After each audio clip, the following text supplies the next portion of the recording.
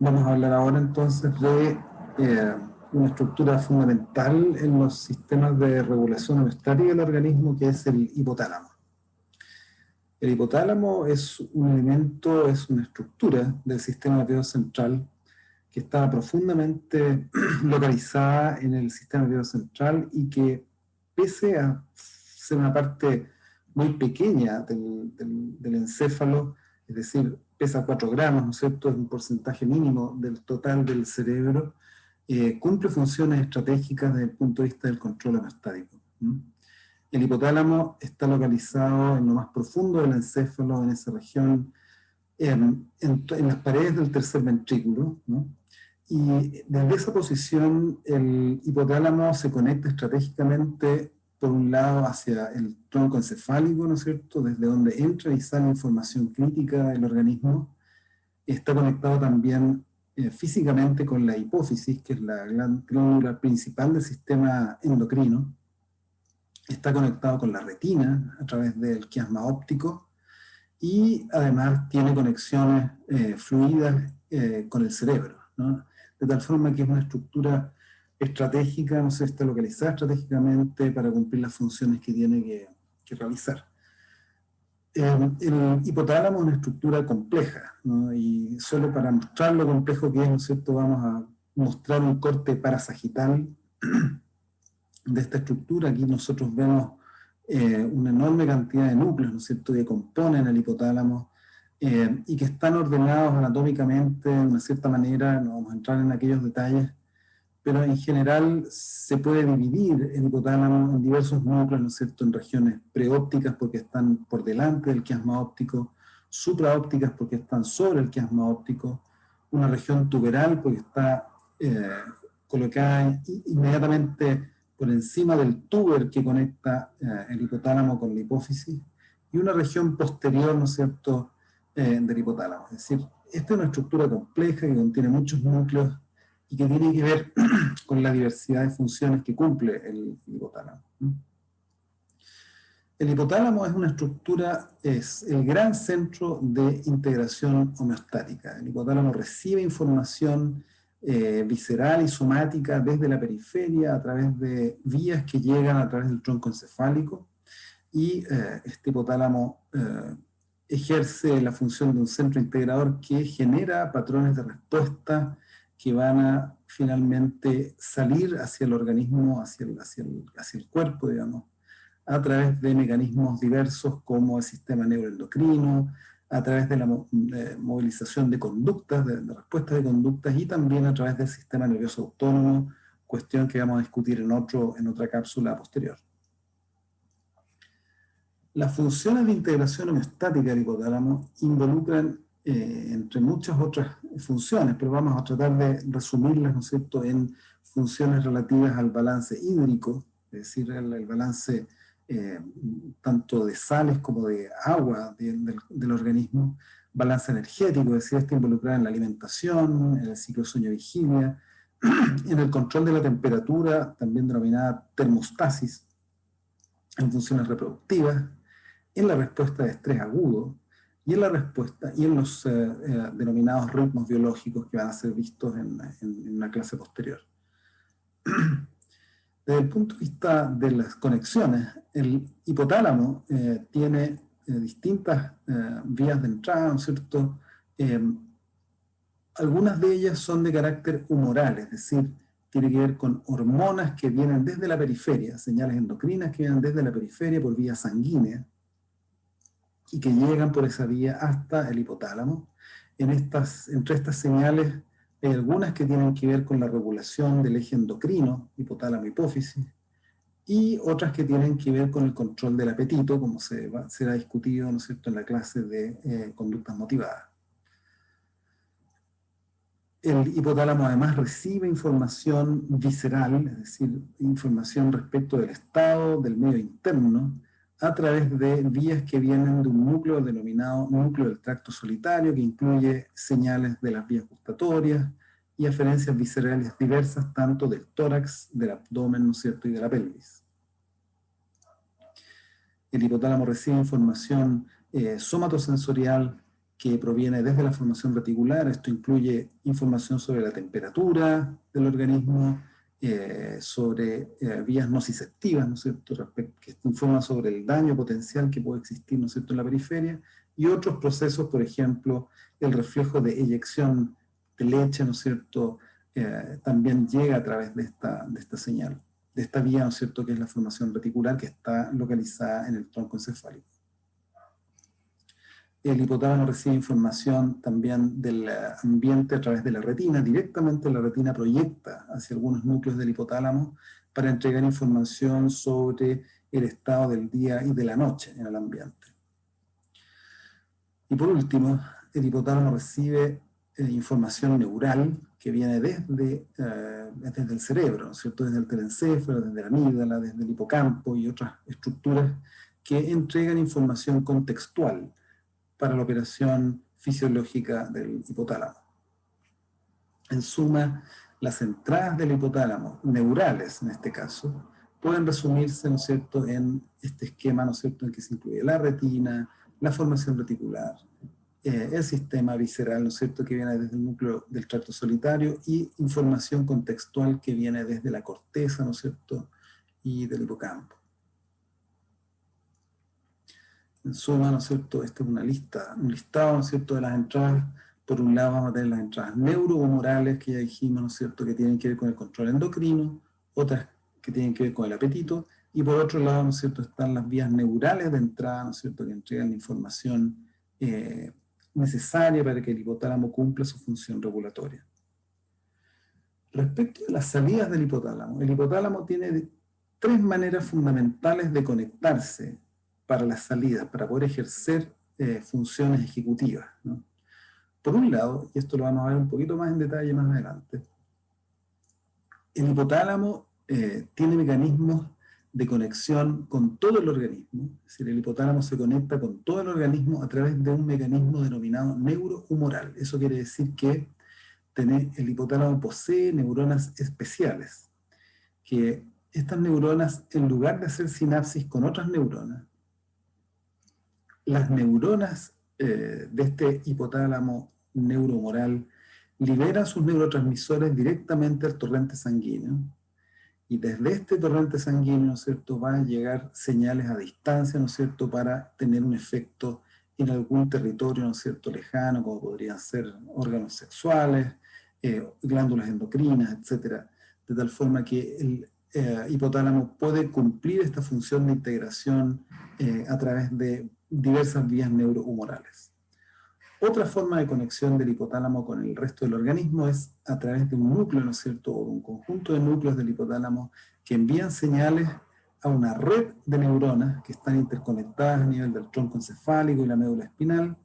y desde acá, ¿no es cierto?, desde esta red que está contenida en el sistema nervioso central, pueden salir a través de nervios, ¿no es cierto?, información hacia los órganos, fundamentalmente las vísceras del tórax, del abdomen y de la pelvis, ¿no es cierto?, a través de lo que se conoce como el sistema nervioso autónomo, que vamos a discutir en una próxima cápsula. Y por último, desde el hipotálamo también emergen, ¿no es cierto?, núcleos que tienen, en lugar de conectarse a una red de neuronas, estos núcleos van directamente hacia sus blancos con un amplio sistema de distribución conocido como el sistema de modulación difuso, ¿no? Son neuronas que tienen enormes proyecciones, amplias proyecciones que pueden llegar desde el cerebro hasta el tronco encefálico, hacia el cerebelo. Es decir, son neuronas que, localizadas estratégicamente dentro del hipotálamo o en la periferia del hipotálamo, pueden generar respuestas, ¿no es cierto?, globales de integración, por ejemplo, el despertar, el dormir, ¿no es cierto?, en los estados de alerta, etcétera, ¿no? Son los tres fundamentales sistemas. Entonces, el sistema neurohumoral, el sistema nervioso autónomo y el sistema de modulación difuso. ¿Cómo son las salidas neurohumorales? Es decir, ¿cómo funciona este sistema neurohumoral? Aquí, ¿no es cierto?, está esquematizada flechas, ¿no es cierto?, que salen desde el hipotálamo, desde las estructuras neurales del hipotálamo, y que van a conectarse con una glándula que es la glándula de la hipófisis, ¿no? Y este se conoce como el eje hipotálamo-hipófisis. Este eje hipotálamo-hipófisis conecta entonces las estructuras nerviosas, neurales del hipotálamo, a través de los axones de estas neuronas a una estructura compleja que se denomina la pituitaria o hipófisis. La hipófisis posee dos regiones. La hipófisis anterior, que es la glándula principal, ¿no es cierto?, del sistema endocrino, y en esta glándula endocrina que se llama hipófisis anterior, desde esta glándula se liberan una serie de hormonas que van a controlar, por ejemplo, las hormonas reproductivas, hormonas del crecimiento, hormonas que tienen que ver con la fisiología de los huesos, hormonas que tienen que ver con la fisiología reproductiva, con la energía, ¿no es cierto?, con las glándulas suprarrenales, con la tiroides, por ejemplo. ¿No? Son todas estas estructuras que dependen de la hipófisis anterior. Este es un capítulo completo que va a ser estudiado en fisiología de sistemas en el próximo año por parte de ustedes. Y además de esta hipófisis anterior, existe una hipófisis posterior denominada también neurohipófisis. Y se llama neurohipófisis porque en realidad esta extensión, esta región denominada hipófisis posterior o neurohipófisis en realidad no es una glándula en sí misma, sino que es simplemente la extensión terminal de una serie de neuronas que están en el hipotálamo y que proyectan directamente sobre los territorios sanguíneos para liberar, ¿no es cierto?, sus neurohormonas al torrente circulatorio para actuar fundamentalmente a nivel de en los riñones, ¿no es cierto?, para el control del balance hídrico, van a actuar sobre el útero y van a actuar sobre las glándulas mamarias, como vamos a comentar más adelante. Entonces, mirando esto de nuevo, el hipotálamo, el hipotálamo neuroendocrino, entonces tiene como dos componentes. Un componente denominado parvocelular, que son neuronas parvocelular, quiere decir pequeñas, son pequeñas neuronas que liberan su neurohormona en un territorio sanguíneo denominado vasos porta. Y son vasos porta, así se llaman, ese es el nombre que se usa estándar, ¿no es cierto?, porque es un vaso que luego de capilarizarse, ¿no es cierto?, formar capilares en una región, convergen para formar una vena que posteriormente vuelve a recapilarizarse. Esa es una estructura especial que se denomina vasos porta, es decir, un vaso porta es una vena que conecta dos territorios capilares. Lo normal es que las venas, una vez abandonado un territorio capilar, retornen, ¿no es cierto?, a la circulación general y vayan hacia el corazón, pero en este caso el vasoporta, ¿no es cierto?, conecta este capilar, ¿no es cierto?, que ocurre en la periferia del hipotálamo, con otro capilar que está en la glándula, en la adenohipófisis o hipófisis anterior, ¿no? Entonces, estas neuronas parvocelulares liberan su neurohormona en este capilar y a través de vasos porta, la neurohormona va a viajar hasta la glándula anterior, ¿no es cierto?, hasta la hipófisis anterior, donde van a actuar sobre células endocrinas que van a liberar un conjunto de hormonas, ¿cierto?, que van a ir a tener funciones que fueron las que nosotros comentábamos, ¿no es cierto?, con anterioridad. Por otro lado, existe un segundo componente neuroendocrino del hipotálamo, que está compuesto por las denominadas células magnocelulares, son neuronas magnocelulares. Y son magnocelulares porque son grandes células que proyectan directamente sobre la neurohipófisis y desde allí, sin haber el fenómeno de los vasos porta, desde acá, ¿no es cierto?, desde esta capilarización se van a liberar las hormonas, ¿no es cierto?, fundamentalmente dos hormonas que son la vasopresina y la oxitocina. En suma, esta es otra manera esquemática de mostrarlo. El hipotálamo neuroendocrino entonces tiene dos componentes. Uno que son las neuronas parvocelulares, que van a realizar mediante axones cortos un proceso de neurosecreción, que van a liberar hormonas regulatorias de la adenohipófisis, y en la adenohipófisis o hipófisis anterior van a ser liberadas, ¿no es cierto?, producto de esta estimulación, se van a liberar un conjunto de hormonas, ¿no es cierto?, como la hormona que estimula la tiroides, que estimula la corteza suprarrenal, la prolactina que va a estimular la mama, ¿no es cierto?, el hormona del crecimiento, y hormonas reproductivas como la FSH y la LH, es decir, la folículo estimulante y la luteinizante, ¿no? Una vez que son liberadas por la adenohipófisis, estas llegan a la circulación sistémica, es decir, a la circulación general, y van a viajar hacia el resto del organismo. Por otro lado, el otro componente es el de las neuronas magnocelulares, que directamente van a llevar con sus axones hasta la neurohipófisis posterior, donde va a ocurrir la neurosecreción, es decir, la liberación de los neuropéptidos que contienen las neuronas magnocelulares,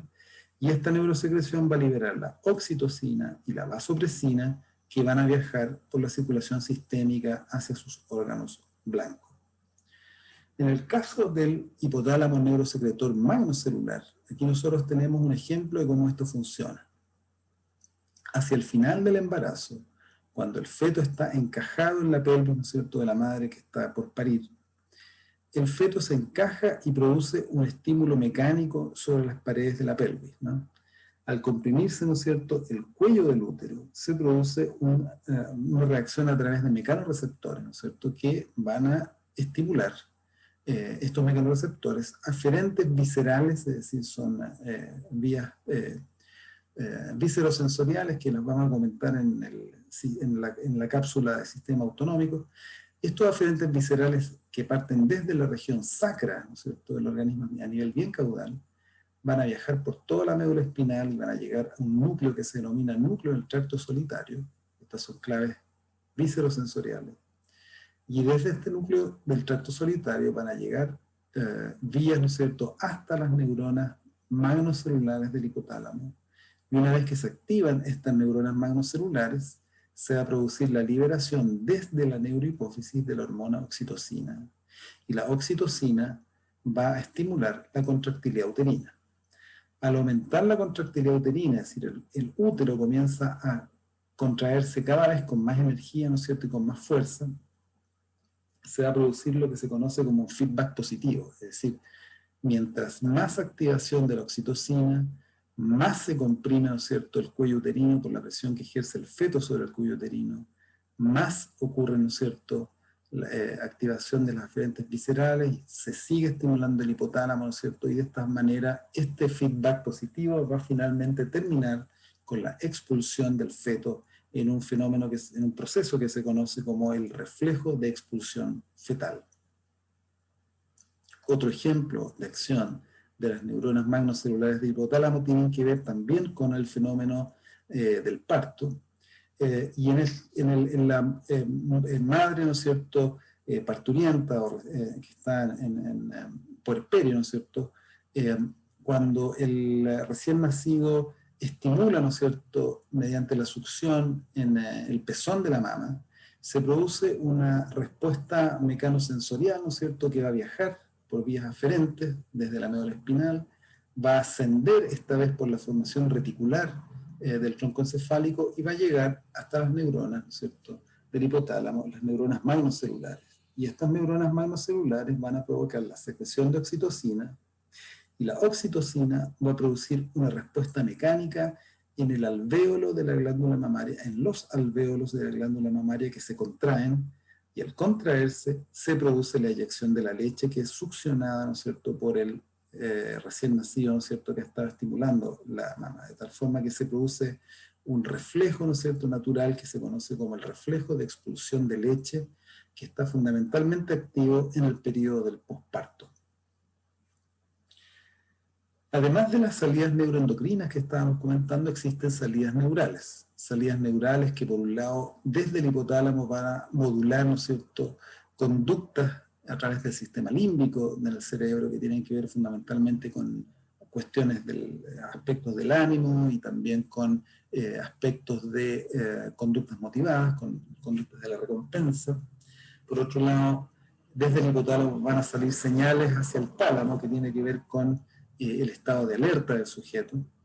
Por otro lado, ¿cierto?, van a haber una serie de salidas desde el hipotálamo hacia la formación reticular, de vuelta a la formación reticular. Recuerden que llegaba información por la formación reticular y también sale información desde la formación reticular.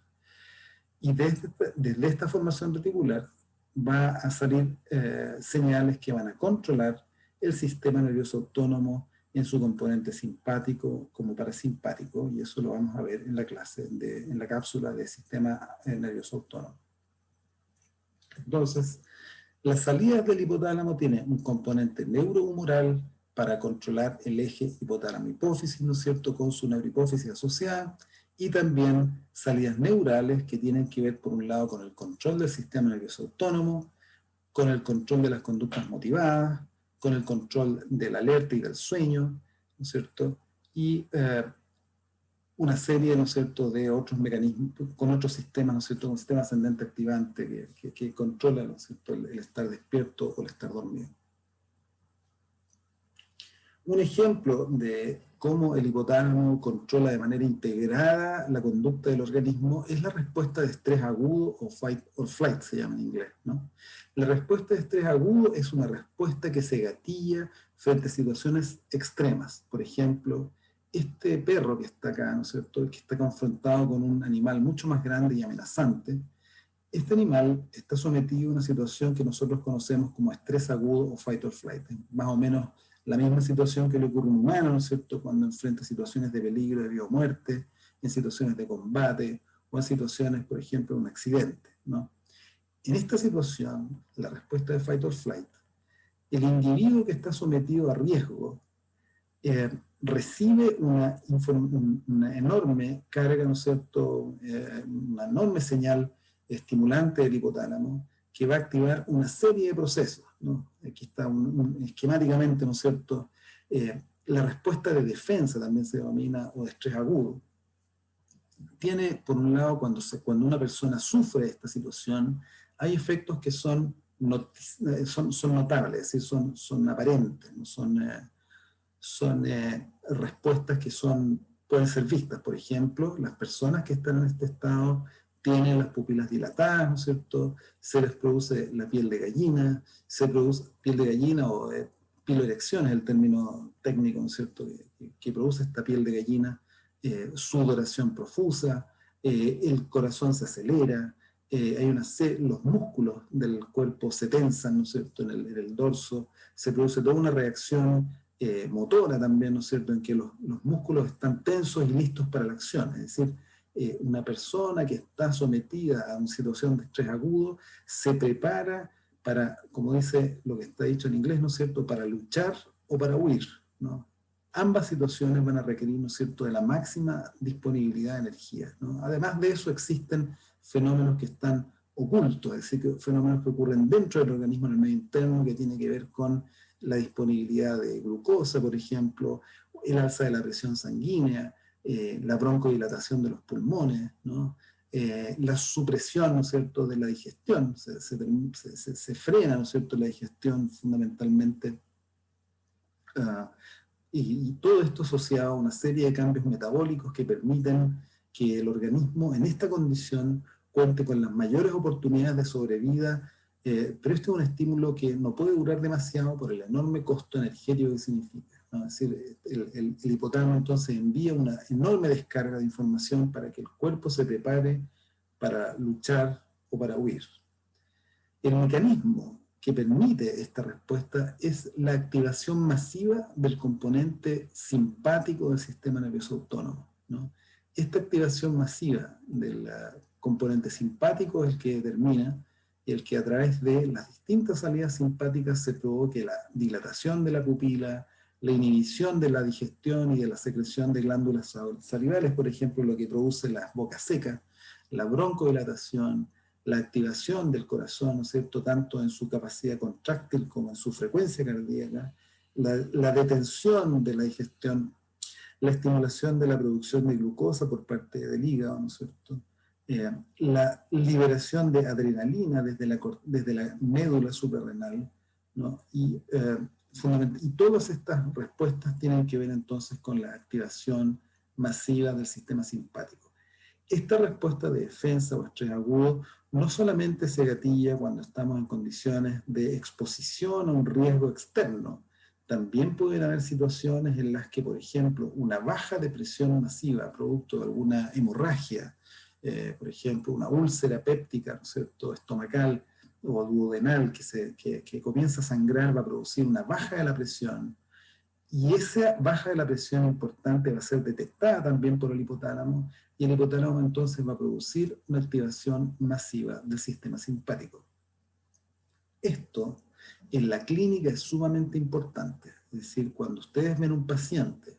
que tiene todos estos signos, ¿no?, la dilatación pupilar, la sudoración profusa, la taquicardia, etcétera, quiere decir que esta persona está sufriendo una situación extrema y hay que prestarle atención. Es decir, una persona que llega con esta respuesta, por ejemplo, un politraumatizado después de un accidente, cuando entra a la posta en este estado, quiere decir que efectivamente hay una situación que está potencialmente amenazando la vida, y eso requiere que el cuerpo, el equipo de salud, ¿no es cierto?, actúe de manera oportuna para prevenir, ¿no es cierto?, mayores complicaciones. Otro aspecto en el que participa el hipotálamo es en la termostasia, es decir, en la mantención de la temperatura corporal del organismo. Ustedes saben que los humanos, así como todos los mamíferos, tienen un nivel de temperatura óptimo, y ese nivel de temperatura óptimo corresponde a los 37 grados Celsius, ¿no? Esa temperatura debe mantenerse, porque cuando esa temperatura baja demasiado, por ejemplo, cuando una persona está expuesta a condiciones de frío extremo, o sube demasiado cuando está expuesta a condiciones de calor extremo, son dos situaciones amenazantes, es decir, pueden provocar la muerte de los sujetos, ¿no? Entonces, para impedir que el cuerpo se sobrecaliente, digamos, sufra, ¿no es cierto?, hipertermia, producto de una exposición excesiva al calor, o una hipotermia, producto de una situación de exposición excesiva al frío, para que eso se compense, el organismo cuenta con una serie de mecanismos, ¿no es cierto?, y todos ellos están regulados desde el hipotálamo y a través del sistema nervioso autónomo para poder mantener la curva normal de temperatura, que es la que se muestra acá. Esta es la curva normal de temperatura. En este gráfico se muestra, ¿no es cierto?, la hora del día, y se muestra cómo nosotros hay momentos en el día en que tenemos una temperatura normalmente más alta. Por ejemplo, aquí esta es la temperatura interna, ¿no es cierto?, que muestra una temperatura en torno a los 37 y medio grados más o menos,